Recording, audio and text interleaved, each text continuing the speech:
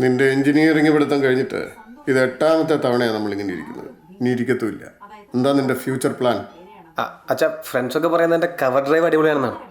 മാത്രമല്ല ബൗളിങ്ങിലും നല്ല സ്വിങ് കിട്ടുന്നുണ്ട്. ട്രയൽസൊക്കെ നടക്കുന്നുണ്ട് IPL-ൻ്റെ. ട്രൈ ചെയ്താൽ ചിലപ്പോൾ. ഞാൻ ചോദിച്ചത് നിന്റെ ഫ്യൂച്ചർ പ്ലാൻ എന്താണെന്നാ. അച്ഛാ അത് ക്രിക്കറ്റ്. നീ M.Tech-ന്റെ എൻട്രൻസ് എഴുതിയായിരുന്നല്ലോ. അച്ഛാ അത് ഇത്തവണ അത്ര നന്നായിട്ട് എഴുതാൻ പറ്റിയിരുന്നില്ല. അപ്പോൾ നല്ല കോളേജിലൊക്കെ അഡ്മിഷൻ കിട്ടാൻ സാധ്യത കുറവാണ്. ഞാൻ അടുത്തവണ ഒന്നുകൂടി ട്രൈ ചെയ്യാം. ഇനി അതിൻ്റെ ആവശ്യം വേണ്ടി വരില്ല.